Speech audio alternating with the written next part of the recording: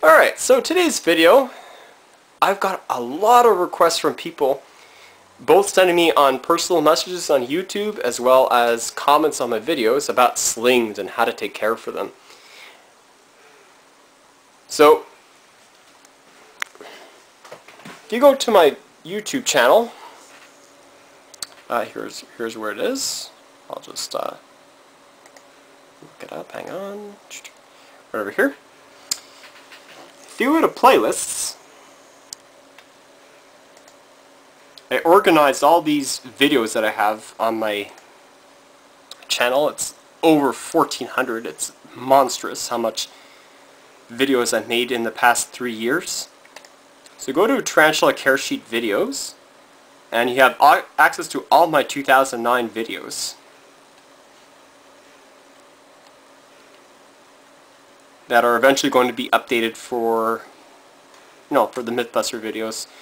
So you have, like how I heat my tarantulas, how to keep them warm, how I hydrate spiderlings, how to care for crickets, how I water my tarantulas, as well as this right here, General Sling Caresheet. And I really thought I should make another updated video of this because it's a little bit old and probably have some more information to give to you. So without further ado, I thought I should make this as a Mythbuster video because it's probably more important to do one. I really would have liked to have this video done in HD, but frankly it wasn't possible because when I turned the camera on, the battery died, so that sucks. But I'm charging it up because I'm even mating the Calcodes and the Tapanichini Santi Vincenti tonight, so that's going to be an interesting experience to see. Also got my new tarantula that I was supposed to get on Christmas Day, but my father told me that I should house it up and feed it. So that's what it is.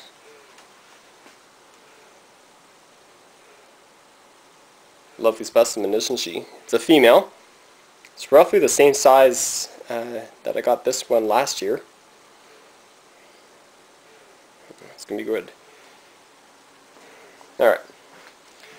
Also, I'm going to rehouse that video too. So there's a lot of videos going to be coming up. So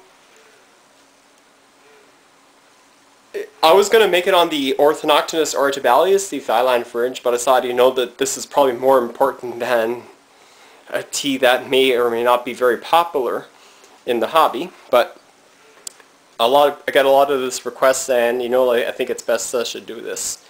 So before I go on to the video, subscribe to SpridraCraveTeZ Josh, who's a fellow tea hobbyist down under in Australia. He wants me to make you aware that he has a channel and he has videos on his Australian species. So subscribe to him if you like his videos. Although I'm probably going to cool it with the shoutouts because I got a lot of them during this couple of weeks, so I'm going to tone them down on it. Anyway, so I'm going to talk about the definitions of a sling. It means what is a sling. Talk about the enclosures, their setups, the watering, the feeding, and the recommendations. So if you aren't a new beginner tarantula owner and you probably don't know what a sling is essentially a baby spiderling, and we just call sling for short for spiderling. So spiderlings have a life cycle, or any tarantula for that matter. When the mother lays its egg sac, you have eggs, which develop into eggs with legs, which we call nymphs, which is the first instar stage. Then we go to another molting cycle, which is the second instar stage. Then we start to get slings up to the fifth instar. Then we start calling them juveniles. It really depends on the species because some grow faster than others and some grow bigger than others. Some specimens grow like as little as 1 to 2 inches, as in the case of C. elegans, but then you have other teas which are huge, which can get up to 12 inches, like your Theraphosa apophysis, the pink Goliath bird eater. So then after a juvenile stage, we go on to your subadults, and then after subadults they become fully mature adults, and then after that they pass away. So that's pretty much the life cycle of any tarantula. Okay, so that's why we call them spiderlings. Now we all love buying spiderlings because you know why? Because they're really cheap. Especially for spiderlings that are really rare and get really expensive as adults. So for example, like a bee smithy female, if you're going to get a mature one, you're likely to pay $200 to $250. If you find a half-inch spiderling, you could probably pay $20 to $30. So for the price of that, you could probably get a lot of spiderlings and probably expect yourself to get a mating pair in the future. A pair of male and females, you can't beat that. Especially if you try to attempt to breed them and try to sell your offspring, you're going to promote the hobby, and that's a plus for you. As well as, you know, like for a very expensive species, like your Poecilotheria Hanemavila simica, this one costs $215, but then an adult will probably cost you $500 to $700.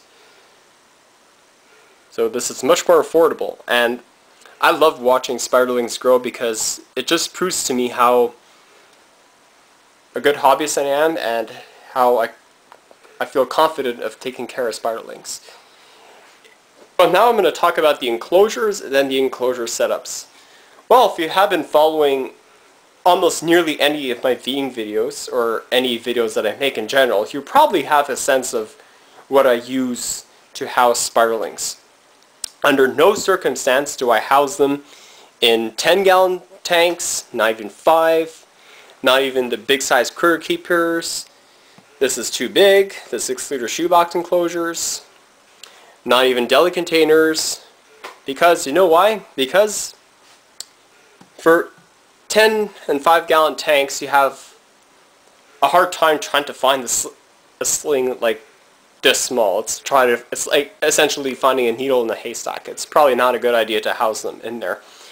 Now critter keepers are a no-go because if it's a half-inch spiderling, your sling can actually fit through these holes and try to escape from you. As well as deli containers are also a no-go, but it's okay if the spider is about 1 inch to 1.5 inches. But if you make your holes way too big, you have a risk of your spider escaping through that hole. That's what happened with one of my chocolate goldenies. And 3 escaped and 1 was actually found. And that one turned out to be Wendy, my female. Now she can't escape anymore. Keep an eye on her. So, I recommend you house spiderlings in pill jars that you can get from your local pharmacy. I use like the 35mm film variety for your 1/2 inch to around 3/4 inch. Then I like to use these little wider containers, you know, to house spiderlings for the burrowing nature. As you can see, it's very plain. It's just ordinary pill vial with solid substrate in there. Either EcoEarth or potting soil is recommended. As you see here, this houses my lovely C. elegans female, and she loves it. And for arboreals, like your pink toes, apoki, Samopoeis, I use the taller variety. That houses my Hanemavila simica, my P. smithi, my P. cambridgei, the Trinidad chevron, and so forth. And you can see there's another example of the spiderling. That's my Thrixopalma cyanidulum, the cobalt red rump that tackled down that lovely cricket.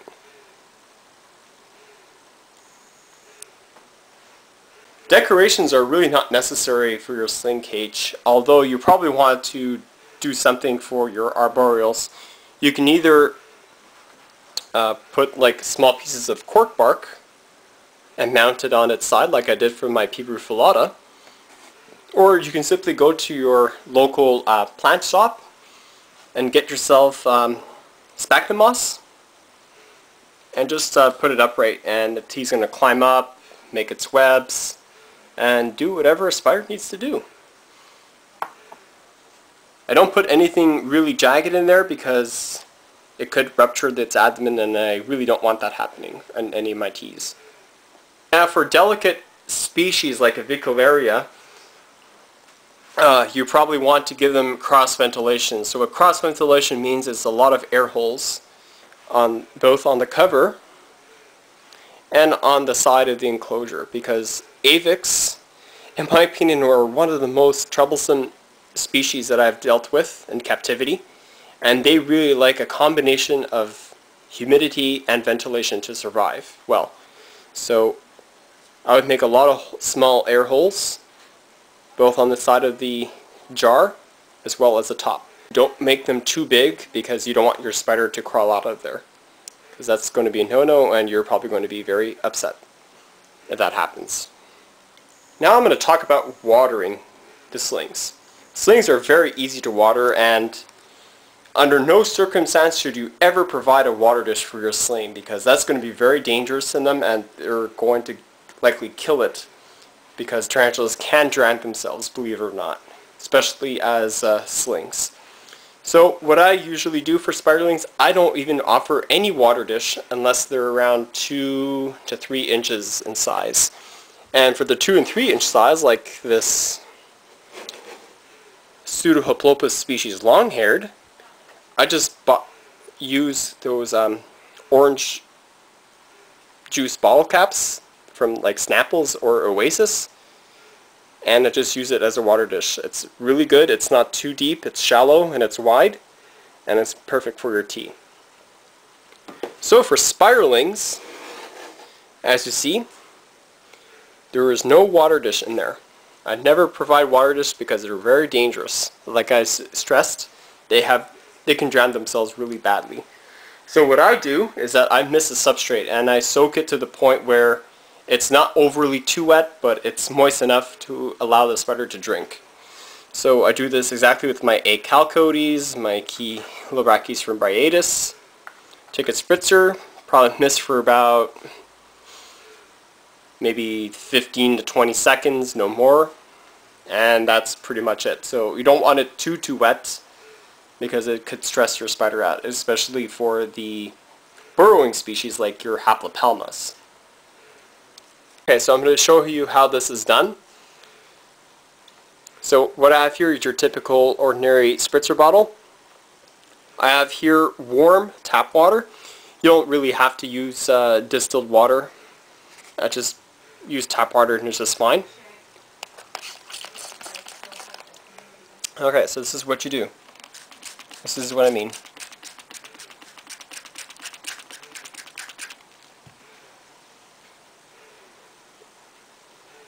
As you can see, you're allowing the water to seep into the bottom, and that's pretty much it. That's all you need to do. It's that simple. Oh, I also forgot to mention about heating. Well, heating is very simple. I use a ceramic heater to warm up the room, because I really don't want to use heat mats to heat 130 individual tarantula tanks. Or I just use this sunbeam humidifier that produces warm air and moisture. Frankly, since we have central air, we have a thermal pump, and this pumps out warm air into the room, so I really don't need to use my heater very often anymore. That's the perks of having a warm room.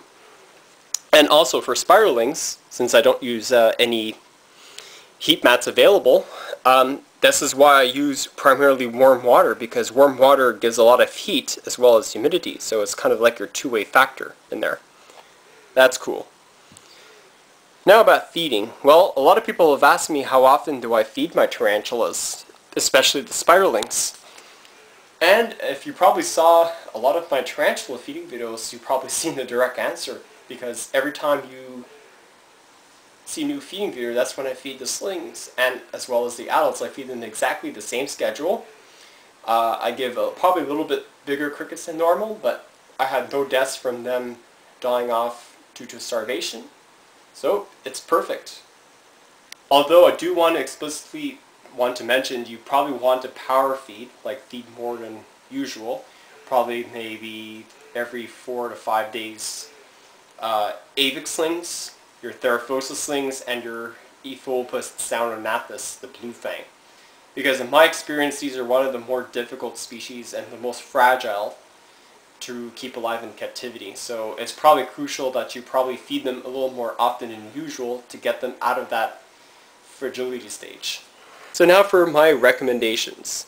Well, as you've been watching my channel for the past 2 years, you've probably seen how my collection evolved and how great experience I had with my specimens.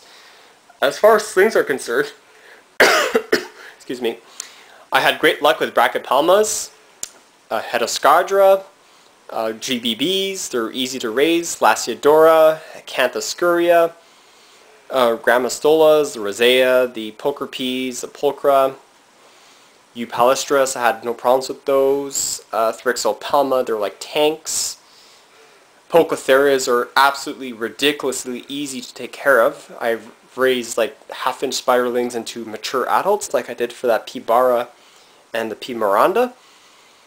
And they're absolutely amazing. So the only ones I really suggest you advise caution if you're going to be buying them are avicularia slings, like any of them, like your versicolor, the avic, the ametallica, the agerolidae, the urticans, the huriana, the bronchosheni. You have to watch out for those because these are very fragile species and they tend to die very easily in captivity. I for one have no experience and I cannot get that sweet spot to raise an avic fine as a sling. But on the bright side, there's only 2 avicularia species that I have raised well. Well, one of them is the A. lata, the Puerto Rican pinktoe. It's been absolutely great in my collection. I had it for about a year now and she's still surviving and she's 2 inches. So that's awesome. And someone told me Avicularia minatrix is also a tea that tolerates a little drier conditions, so they're much more easier to raise than your A. versicolor. Again, be wary of also Epholopus sauronathus, the blue fang, as well as the 3 Theraphosa species, like your blondie, apophysis, and sturmey, because they require in the same amount of humidity and temperature conditions to survive very well, as well as some of their Tachycenia species like the Subcorulus. Subcorulus are, again, a somewhat fragile species that need to be dealt with cautiously. And Gigas, they're okay. They're not bad. So I do hope this video helps you in slings. They're really easy to raise. Again, essentially the whole take-home message is just care for them exactly like you do for an adult. Only use them at a lot. But if you can provide those strict temperature and humidity conditions, you're not going to have a problem whatsoever raising those slings. So, slings are really awesome to take care of. They're cheap, much more cheaper than adults. You promote the hobby by buying captive-bred spiderlings. That way we don't have to collect them out from the wild. Frankly, captive breds are much more better and much more hardier than your wild caughts. And I just frankly like buying slings because I like to see them evolve and see how a little small spiderling that you buy can grow up into this big old monster like I've seen that P. bara. It's just so amazing to see them evolve. It's a beautiful thing, really. So I do hope this video helps you. And the take-home message that I said exactly in yesterday's feeding video is that just to treat your slings as well as your adults. And treat them the same way, but obviously just do them at a lot smaller scale. Like feed them pinhead crickets to small crickets, or even crushed crickets if your tea's going to accept it. And give them like pill jars. Don't give them huge enclosures because they're not going to benefit from it. So I hope this video helps you everyone, and thanks for watching.